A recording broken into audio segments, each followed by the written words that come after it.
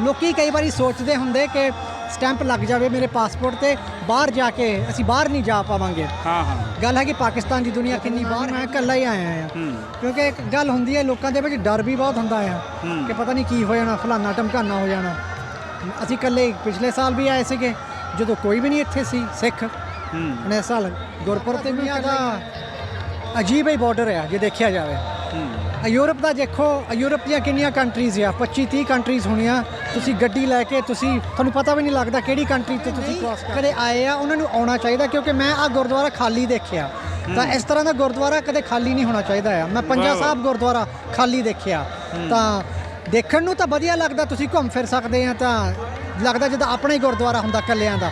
ਪਰ ਇਹ ਗੁਰਦੁਆਰੇ ਇਕੱਲੇ ਬੰਦੇ ਨਹੀਂ ਬਣੇ ਆ, ਇਹ ਸੰਗਤ ਲਈ ਬਣੀ ਆ। ਤਾਂ ਇਹਨੂੰ ਆਉਣਾ ਚਾਹੀਦਾ ਕਿ ਪਾਸਪੋਰਟ ਸਟੈਂਪ ਹੋ ਜਾਂਦਾ, ਪਰ ਪਾਸਪੋਰਟ ਸਟੈਂਪ ਹੁੰਦਾ ਹੀ ਨਹੀਂ ਹੈਗਾ ਆ। ਤਾਂ ਜੇ ਪਾਸਪੋਰਟ ਸਟੈਂਪ ਹੋ ਵੀ ਜਾਵੇ ਕੀ ਵਿਗੜ ਜਾਣਾ ਹੈ ਤੁਹਾਡਾ? ਕੋਈ ਰੁਕਾਵਟ ਕਿਸੇ ਚੀਜ਼ 'ਚ ਨਹੀਂ ਆ ਸਕਦੀ।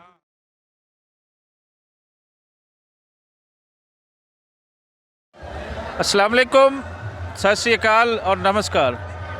ਤੁਸੀਂ ਮੰਜ਼ਰ ਦੇਖ ਰਹੇ ਹੋਵੋਗੇ, ਇਹ ਹਨ ਗੁਰਦੁਆਰਾ ਜਨਮ ਅਸਥਾਨ ਦੇ ਔਰ ਅੱਜ ਹੈ ਗੁਰਪੁਰਬ ਦਾ ਦੂਸਰਾ ਦਿਨ। ਬਾਬਾ ਗੁਰੂ ਨਾਨਕ ਦੇ ਬਰਥਡੇ ਦੀਆਂ ਸੈਲੀਬ੍ਰੇਸ਼ਨ 553ਵੇਂ ਬਰਥਡੇ ਦੇ ਸੈਲੀਬ੍ਰੇਸ਼ਨ ਉਹ ਇੱਥੇ ਮਨਾਈਆਂ ਜਾ ਰਹੀਆਂ ਹਨ ਬੜੀ ਧੂਮਧਾਮ ਦੇ ਨਾਲ। ਦੁਨੀਆ ਤੋਂ ਬਹੁਤ ਸਾਰੇ ਇੱਥੇ ਦੋਸਤ ਆਏ ਹੋਣ ਜਿਨ੍ਹਾਂ ਨਾਲ ਮੇਲ ਮੁਲਾਕਾਤਾਂ ਜਾਰੀ ਹਨ। ਲੇਕਿਨ ਇੱਕ ਦੋਸਤ ਐਸਾ ਹੈ ਜਿਹਨੇ ਤੁਸੀਂ ਦੇਖ ਕੇ ਇਸ ਵੇਲੇ ਤੱਕ ਪੰਜਾਬੀ ਪ੍ਰਚਾਰ ਦੇ ਅੱਧੇ ਵੀਵਰ ਉਹ ਪਛਾਣ ਚੁੱਕੇ ਹੋਣਗੇ ਕਿ ਕੌਣ ਹੈ। ਮੇਰੀ ਮੁਰਾਦ ਹੈ ਜਸਵਿੰਦਰ ਸਿੰਘ ਬਾਦ। ਜਸਵਿੰਦਰ ਸਿੰਘ ਬਾਦ ਪਿਛਲੇ ਸਾਲ ਵੀ ਆਏ ਸਨ ਔਰ ਸਾਡੇ ਨਾਲ ਇਹਨਾਂ ਨੇ ਪੂਰੇ 10 ਦਿਨ ਗੁਜ਼ਾਰੇ ਸੀ। ਮਾਤਾ ਜੀ ਵੀ ਨਾਲ ਸਨ। ਉਸ ਤੋਂ ਬਾਅਦ ਜਸਵਿੰਦਰ ਸਿੰਘ ਨੇ ਨਾ ਮੇਰਾ ਪਿੱਛਾ ਛੱਡਿਆ ਤੇ ਨਾ ਮੈਂ ਇਹਦਾ ਛੱਡਿਆ। ਸੋ ਸਾਡੀ ਹਰ ਹਫਤੇ ਇੱਕ ਮੁਲਾਕਾਤ ਫੋਨ ਰਾਹੀਂ ਹੁੰਦੀ ਸੀ ਔਰ ਕਰਦੇ ਕਰਦੇ ਇਹਨਾਂ ਨੇ ਕਿਹਾ ਜੀ ਮੈਂ ਆ ਰਹੀ ਹਾਂ ਜੇ ਕੋਈ 1 ਮਹੀਨੇ ਬਾਅਦ ਪਾਕਿਸਤਾਨ। ਸੋ ਇਹਨਾਂ ਨੇ ਵਾਅਦੇ ਦੇ ਮੁਤਾਬਿਕ ਗੁਰਪੁਰਬ ਤੇ ਅੱਜ ਮੈਂ ਇਹਨਾਂ ਨੂੰ ਲੈਣ ਗਿਆ ਹੋਇਆ ਸੀ ਵਾਹਗਾ ਬਾਰਡਰ ਰਾਹੀਂ।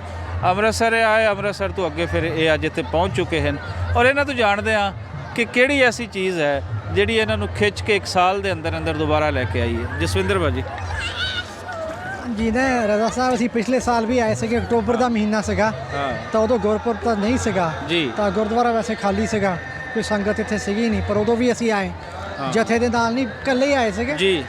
ਤਾਂ ਹੁਣ ਵੀ ਜਿੱਦਾਂ ਵੈਸੇ ਜਥੇ ਦੇ ਨਾਲ ਨਹੀਂ, ਮੈਂ ਇਕੱਲਾ ਹੀ ਆਇਆ ਆ ਕਿਉਂਕਿ ਇੱਕ ਗੱਲ ਹੁੰਦੀ ਹੈ ਲੋਕਾਂ ਦੇ ਵਿੱਚ ਡਰ ਵੀ ਬਹੁਤ ਹੁੰਦਾ ਆ ਕਿ ਪਤਾ ਨਹੀਂ ਕੀ ਹੋ ਜਾਣਾ, ਫਲਾਨਾ ਢਮਕਾਨਾ ਹੋ ਜਾਣਾ।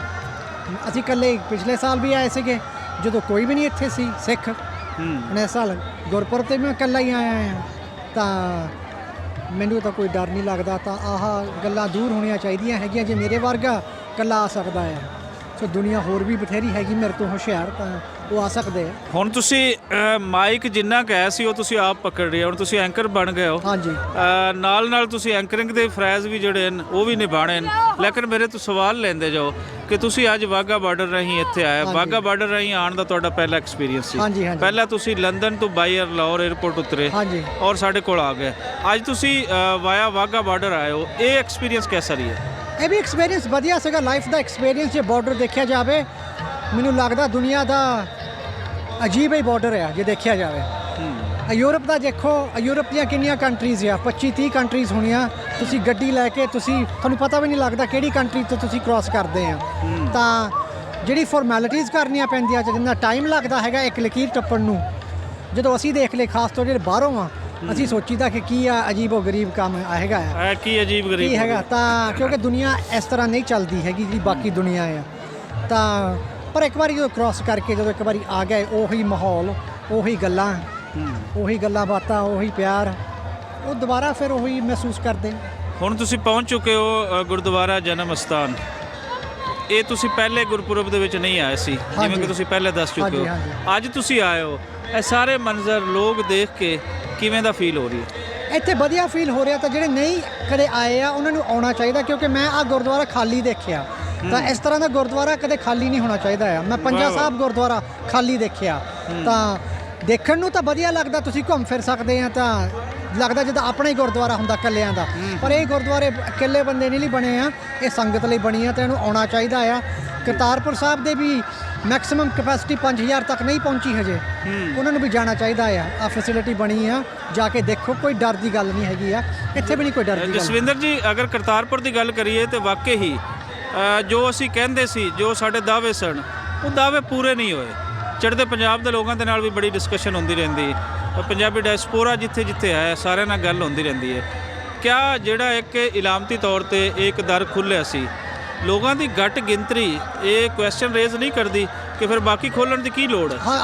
ਮੈਂ ਪਾਕਿਸਤਾਨ ਗਵਰਨਮੈਂਟ ਦੇ ਵਿੱਚ ਹੋਵਾਂ, ਮੈਂ ਆਹੀ ਸਵਾਲ ਪੁੱਛਾਂ। ਹਾਂ, ਪਰ ਮੇਨ ਇਸ਼ੂ ਜੋ ਮੈਨੂੰ ਦਿਸਦਾ ਆ, ਜਿਹੜੀ ਪਾਸਪੋਰਟ ਦੀ ਰਿਕੁਆਇਰਮੈਂਟ ਆ, ਜੇ ਉਹ ਰਿਮੂਵ ਕਰ ਦੇਣ, ਉਹ ਕੱਢ ਦੇਣ, ਫਿਰ ਸੰਗਤ ਮੈਨੂੰ ਲੱਗਦਾ ਵੱਧ ਜਾਊਗੀ।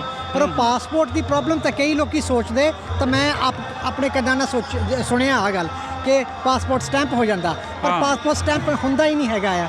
ਤਾਂ ਜੇ ਪਾਸਪੋਰਟ ਸਟੈਂਪ ਹੋ ਵੀ ਜਾਵੇ, ਕੀ ਵਿਗੜ ਜਾਣਾ ਹੈ? ਤੁਹਾਡਾ ਕੋਈ ਰੁਕਾਵਟ ਕਿਸੇ ਚੀਜ਼ 'ਚ ਨਹੀਂ ਆ ਸਕਦੀ ਹੈ। ਲੋਕੀ ਕਈ ਵਾਰੀ ਸੋਚਦੇ ਹੁੰਦੇ ਕਿ ਸਟੈਂਪ ਲੱਗ ਜਾਵੇ ਮੇਰੇ ਪਾਸਪੋਰਟ 'ਤੇ, ਬਾਹਰ ਜਾ ਕੇ ਅਸੀਂ ਬਾਹਰ ਨਹੀਂ ਜਾ ਪਾਵਾਂਗੇ। ਗੱਲ ਹੈ ਕਿ ਪਾਕਿਸਤਾਨ ਦੀ ਦੁਨੀਆ ਕਿੰਨੀ ਬਾਹਰ ਹੈਗੀ ਆ।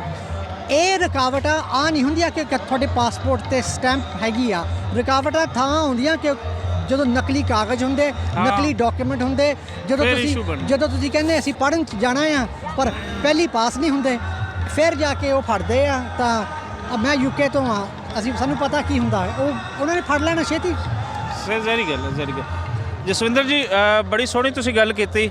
ਖਾਸ ਕਰ ਤੁਹਾਡੀ ਗੱਲ ਮੈਨੂੰ ਸਭ ਤੋਂ ਸੋਹਣੀ ਲੱਗੀ ਕਿ ਪਿਛਲੀ ਦਫਾ ਮੈਂ ਆਇਆ ਸੀ ਤੇ ਇਹ ਗੁਰਦੁਆਰਾ, ਇਹ ਅਸਥਾਨ ਖਾਲੀ ਸੀ, ਔਰ ਇਹ ਅਸਥਾਨ ਖਾਲੀ ਨਹੀਂ ਹੋਣੇ ਚਾਹੀਦੇ। ਜਿੱਥੋਂ ਖੈਰ ਦੀ ਖਬਰ ਮਿਲਦੀ ਹੈ, ਜਿੱਥੋਂ ਖੈਰ ਦੀ ਸੋਚ ਮਿਲਦੀ ਹੈ, ਜਿੱਥੋਂ ਅਮਨ ਦੀ ਗੱਲ ਮਿਲਦੀ ਹੈ, ਜਿੱਥੋਂ ਸਾਂਝ ਦਾ ਫਲਸਫਾ ਮਿਲਦਾ ਹੈ, ਉਹਨਾਂ ਥਾਵਾਂ ਨੂੰ ਖਾਲੀ ਨਹੀਂ ਹੋਣਾ ਚਾਹੀਦਾ। ਸੋ ਆਓ ਆਪਣੀ ਅੱਖੀ ਦੇ ਨਾਲ ਦੇਖੋ ਕਿ ਇੱਥੇ ਕੀ ਹੋ ਰਿਹਾ ਹੈ। ਜਸਵਿੰਦਰ ਜੀ ਦੇ ਤੁਸੀਂ ਵਿਚਾਰ ਸੁਣੇ, ਇੱਥੇ ਆ ਕੇ ਆਪਣੇ ਵਿਚਾਰ ਵੀ ਤੁਸੀਂ ਸਾਂਝੇ ਕਰੋ ਲੋਕਾਂ ਨਾਲ, ਤਾਂ ਕਿ ਜ਼ਿਆਦਾ ਲੋਕਾਂ ਨੂੰ ਜਾਣਕਾਰੀ ਮਿਲ ਸਕੇ। ਸ਼ੁਕਰੀਆ ਤੁਹਾਡੇ ਸਭ ਦੇ ਜੁੜੇ ਰਹਿਣ ਦਾ।